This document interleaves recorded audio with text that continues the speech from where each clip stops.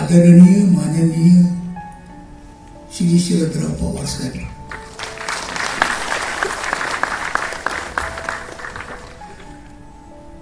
माझ्या दृष्टीने फार मोठा माणूस केला, फारच मोठे.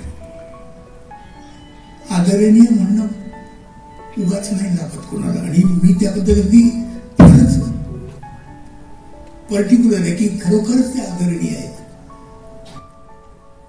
मला अत्यंत आवडता माणूस, माझे आवडते अत्यंत नेते. एक मोठा आनंदाचा दिवस आहे. मी शब्दात वर्णन करणं सुद्धा मला कठीण होत आहे,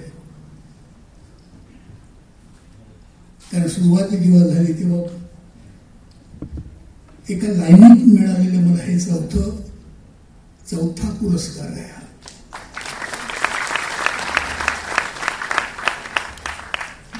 आणि चारही पुरस्कार इतके मोठे आहेत, मी त्याचं शब्दात वर्णन करू नाही इच्छित आणि करूही शिकणार नाही. पुरस्कार मिळालेत, मिळतायत, मिळत राहत आहेत. कुठून मिळतात, कुणाच्या हस्ते मिळतात, कुठल्या संस्थेतर्फे मिळतात, हे शेवटी महत्वाचं राहतं. पहिला पुरस्कार मिळाला तो महाराष्ट्र शासनातर्फे, महाराष्ट्र भूषण.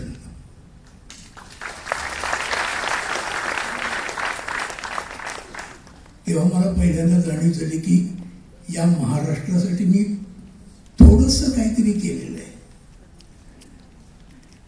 एका विशिष्ट लोकांना जे कलेवर प्रेम करतात, ज्यांना नाटक, सिनेमा याची मनापासून अत्यंत आवड आहे, अशा लोकांसाठी मी काहीतरी केलं, त्यांना काहीतरी आनंदी ठेवण्याचा मी प्रयत्न केला आहे याची मला जाणीव होते. ठीक आहे म्हटलं, हे महाराष्ट्रापुरतं असेल. पण नंतर लगेच मला एक 2-3 दिवसांनी अनाउन्समेंट झाली की दिल्लीचा मला संगीत अकॅडमीचा पुरस्कार मिळाला. माझ्या इतक्या वर्षीच्या कलेतल्या सहरीबद्दल तो मिळाला. तो झाला, तो नाही जातो इतक्यात तिसरा लागत नाही, या सगळी लाईनीच झाली सगळी गोष्ट. तो मिळाला तो मंगेशकर सारख्या मोठ्या फॅमिलीच्या तर्फे मिळालेला पुरस्कार, आणि तो सुद्धा माननीय मोठे दिग्गज कलाकार त्यांच्या नावाने मिळाला हा पुरस्कार, आणि ते नाव म्हणजे मास्टर दीनानाथ मंगेशकर. आणि आता मिळालेला हा पुरस्कार.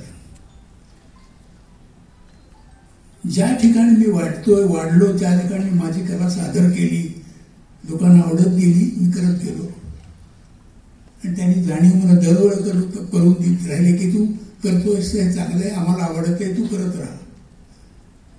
फार मोठी गोष्ट आहे. आणि अशा ठिकाणी, अशा या माझ्या महाराष्ट्रामध्ये आमची अखिल भारतीय ही नाट्य परिषद जी आहे त्यांच्यातर्फे आज जो पुरस्कार त्यांनी मला जाहीर केला, म्हणजे माझ्या दृष्टीने फार मोठा असं वाटतं मला. आणि त्याच्यात आणखी एक महत्वाची गोष्ट की ज्यांच्या हस्ते मला तो मिळतोय, आदरणीय माननीय श्री शरदराव पवार साहेब,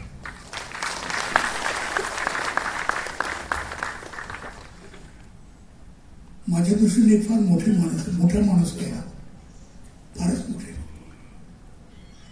आदरणीय म्हणणं उगाच नाही लागत कोणाला, आणि मी त्याबद्दल अगदी फारच पर्टिक्युलर आहे की खरोखरच ते आदरणीय आहेत. माझा अत्यंत आवडता माणूस, माझे आवडते अत्यंत नेते. कुणासाठीही काम करायला सदैव तयार असलेले. माझं काम त्यांनी, एक काम होतं माझं, ते त्यांनी 3 मिनिटात केलं.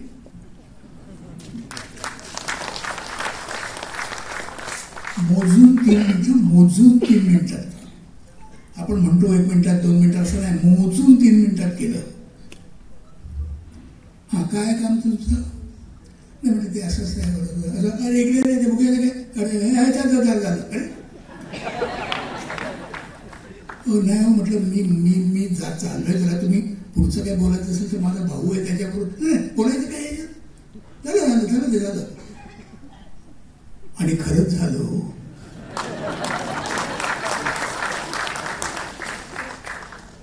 नाहीतर असं होतं की ते झालं तर तुमचं काम असं म्हणून काम व्हायला बरेच वर्ष लागतात, होतच नाही काम. पण या माणसाचा मला हा असा अनुभव अजूनही, ते मोठी त्यांची सगळ्यात आवडची गोष्ट म्हणजे कुठल्याही माणसाला ते अजूनही ओळखतात, त्यांच्या नावासकट ओळखतात. मी त्यांना कधीच भेटलो नाही पहिल्यांदा सुरुवातीला, पण मी जेव्हा भेटलं तेव्हा ते हसले. मला कळलं की हे मला ओळखतात. परत दुसऱ्या ठिकाणी एकदम भेटले मला, ते गर्दी होती चिकार, ते गर्दीत मी असं त्यांच्यासमोर गेलो आणि ते परत ते माझ्याकडे म्हणून हसले. अरे वा, म्हणजे निदान आपण कोण असा त्यांच्या चेहऱ्यावर आविर्भाव नव्हता. माझ्या दृष्टीने अत्यंत प्लस पॉइंट असं मी म्हणून मला अतिशय आवडलेलं आहे. असं माणसांना लक्षात ठेवून त्यांच्यासाठी सदैव काम करणाऱ्या माणसाच्या असून हातून ज्यांनी या महाराष्ट्रामध्ये, या देशामध्ये बरंच काम करून ठेवलेले आहे, अशा माणसाच्या हस्ते मला आज मिळतोय, हा मला अतिशय आनंदाची गोष्ट अशी मला वाटतं.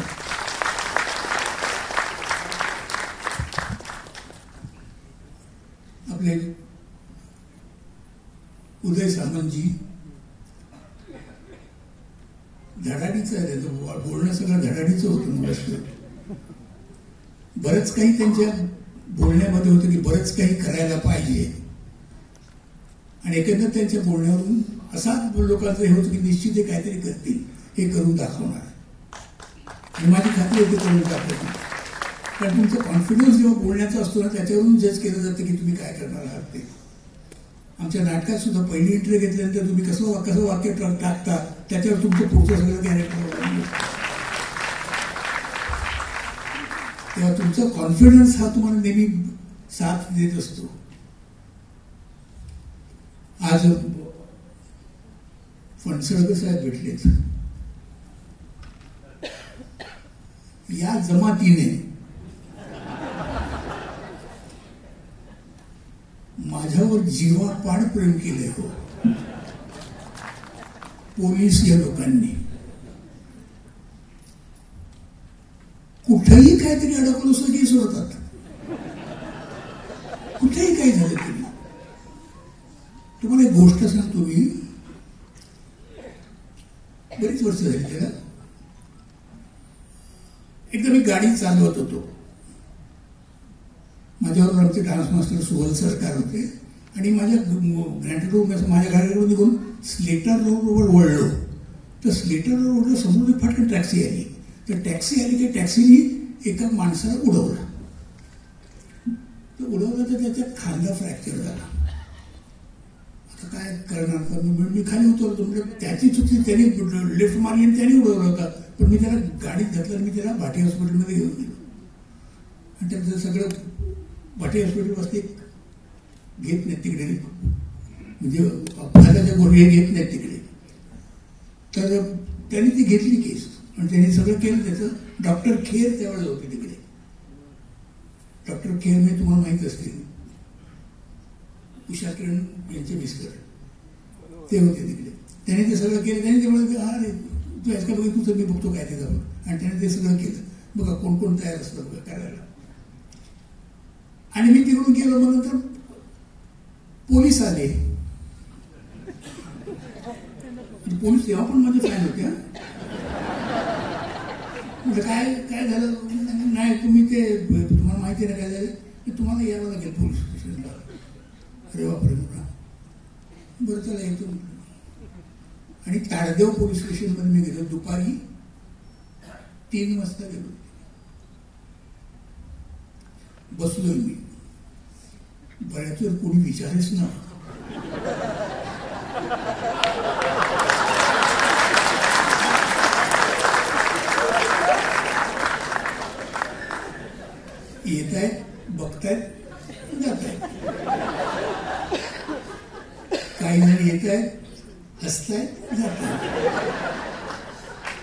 खाली जाऊन विचारलं नाही कोणी मला.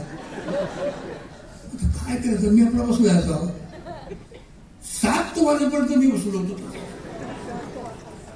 मला कुणीही विचारलं नाही तुमचं काय झालंय किंवा काही नाही. तेवढ्यात एक सब इन्स्पेक्टर होते तिकडेच राहणारे, त्याच्यात राहत होते पोलीस स्टेशनवर. ते आले म्हणाले रिक्वेस्ट म्हटलं काय, माझ्या मुलाचा आज वाढदिवस आहे.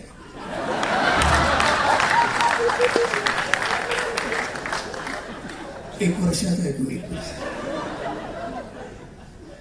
तर येतं ना आमच्याकडे, तर त्यात तुमच्या असतं. अहो पण काय मी काय करतो, माझं काय चाललंय बघा, मी कसा बसलो आणि तुम्ही वाढदिवसाला कुठे बोलवत आहे. नाही गेलो मी आपलं म्हटलं वाढदिवस केला मी तिकडे, पेढा गोड पीड खाल्लं सगळं. आता म्हटलं आता तरी फास्ट होईल. नाही, परत येऊन मी बसलो खुर्चीवर. मी आणि माझ्याबरोबर सुबल सरकार होते म्हणून ते काय करावं काय कळत ना. इतक्या जवळजवळ 9-10 वाजले असतील. पोलीस जे मुख्य होते तिकडचे ते ड्युटीवर कुठे बाहेर गेले होते. कोणतरी येणार होते त्यावेळेला, मुंबईमध्ये कोणतरी बाहेरून येणार होते, कुठली मोठी व्यक्ती येणार होती, त्यासाठी बंदोबस्त ते गेले होते. ते आले आतमध्ये. तर तुम्हाला सांगतो, जे पोलीस स्टेशन आहे त्याला लागूनच ताडदेवची झोपडपट्टी आहे. असं पाठीपाठीचा डोंगर उठाण सगळी झोपडपट्टी. आणि तुम्हाला आश्चर्य वाटेल, जवळजवळ 3000 लोक पोलीस स्टेशनमध्ये आले होते. कशाला?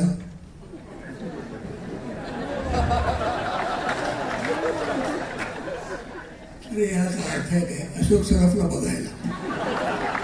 अरे जे आहे ना, मी ते सगळं धडधडते, माझं काय करू कळत नाही.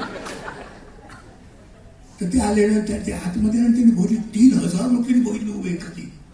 पण काय काय काय झालं, काय झालं काय, त्यांना वाटलं काय ते वाईट बीट झाली वाटतं तिकडे कोणी. काय झालं काय, काय नाही.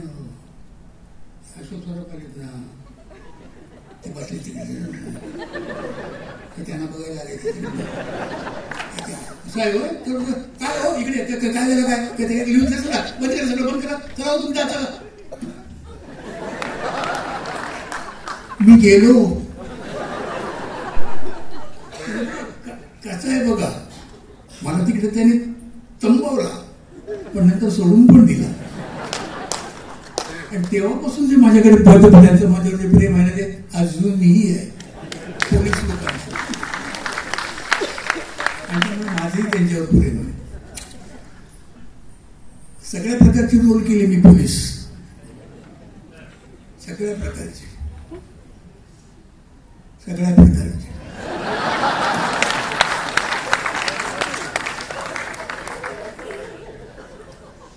काय करत असतील ते, काही जी इमॅजिनरी काही असतील ते, चांगले वाईट सगळ्यात एक असा पोलीस सोडलेला नाही मी की ती कॅरेक्टर मी केलेली नाही. त्यामुळे मी त्यांना फार जवळचा वाटतो.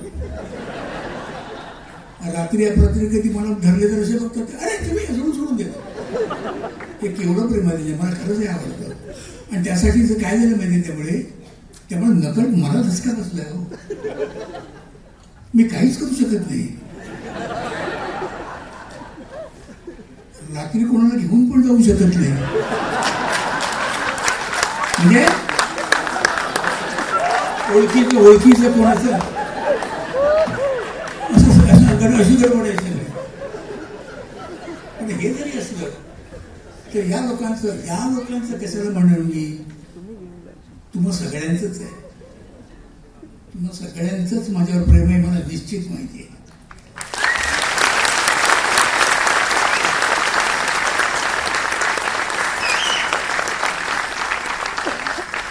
मला हे अवॉर्ड्स मिळाल्यानंतर धडाधड आले. ते मला जे याचे कौतुकाचं जे आले ते आले नसतं. फार कमी लोकांच्या नशिबी असं यश मिळतं. असं काय नाटक करणं इतकं सोपं नाहीये. सिनेमा करणं आहे फार कठीण गोष्ट आहे ती. बऱ्याच जणांना वाटतं की फार इझी आहे म्हणून तसं नाही आहे.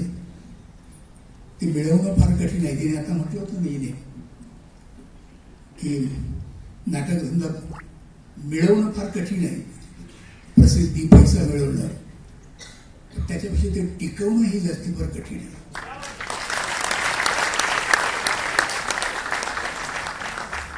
आज तुम्ही असल्यानंतर तुम्ही पुढे एखादा केल्यानंतर तुम्ही असाल किंवा नसाल हे कुणीच सांगू शकत नाही.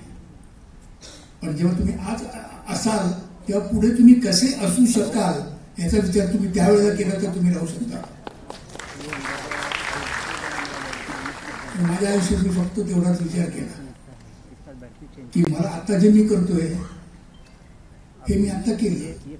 पण समजा याच्यापेक्षा काही वेगळं करता आलं तर, त्याच्यानंतर परत दुसरं हे याच्यापेक्षा काही वेगळं करता आलं तर, असं मी वेगळं करत करत करत राहिलो.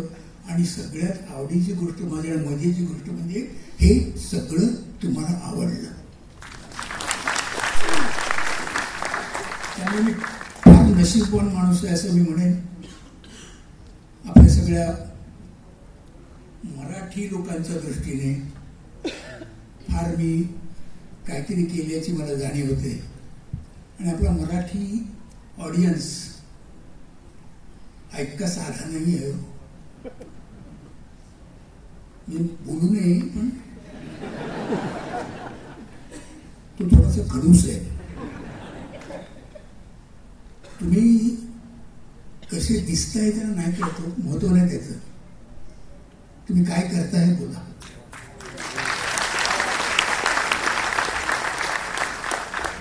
मी नेहमी सांगतो की तुम्ही काय करताय बोला. तुम्ही दिसता ही इमॅटेरियल गोष्ट आहे, ते आम्हाला नको आहे. तुम्ही कसं काम करता आणि तुमचं कॅरेक्टर तुम्ही कसं आमच्या पुढे ठेवतात ते आम्हाला सांगा. हे तसं नसतं